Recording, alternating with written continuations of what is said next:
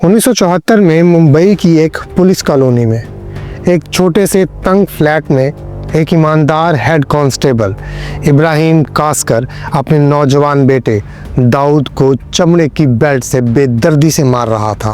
हर ज़र्ब के साथ बाप की आवाज़ में गुस्से से ज़्यादा बेबसी और टूटे हुए ख्वाबों की किरचियाँ थीं। मैंने पूरी ज़िंदगी ईमानदारी से गुजारी है, वर्दी की इज्जत रखी है, और तुम मेरा नाम खाक में मिला रहे हो। तुम स्कूल जाने की बजाय इन गुंडों लफंगों के साथ घूमते हो। तुम्हें शर्म नहीं आती? ये अल्फाज उसका बाप इंतहाई कर्ब के साथ कह रहा था, लेकिन दाऊद खामोशी से मार खा रहा था। उसके चेहरे पर कोई तासुर नहीं था, उसकी आंखों में आंसू नहीं बल्कि एक सर्द बगावत की चमक थी। वो जब अपने फ्लैट की खिड़की से बाहर देखता तो उसे दो मुख्तलिफ दुनियाएं नजर आती।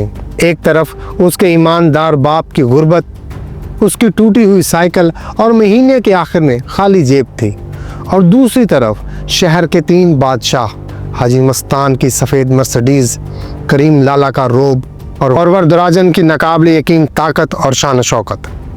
उसने फैसला कर लिया था कि वो अपने बाप के रास्ते पर नहीं चलेगा। वो एक नया रास्ता बनाएगा, एक ऐसा रास्ता जो खून, धोखे और बेरहमी से भरा होगा, लेकिन जिसकी मंजिल होगी मुंबई का बेताज बादशाह बनना। तो कैसे एक ईमानदार पुलिस वाले के बेटे ने अंडरवर्ल्ड के तमाम पुराने असूल तोड़ दिए?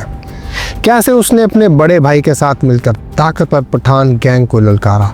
और कैसे उसके भाई के एक अलमनाक कत्ल ने एक आम से गुंडे को एक बेरहम और इंतकाम की आग में जलते हुए अफरियत में बदल दिया? मैं हूं मोहम्मद हारून, और आज हम मुंबई अंडरवर्ल्ड के सबसे बड़े नाम दाऊद इब्राहिम के अरूज की कहानी सुनाएंगे।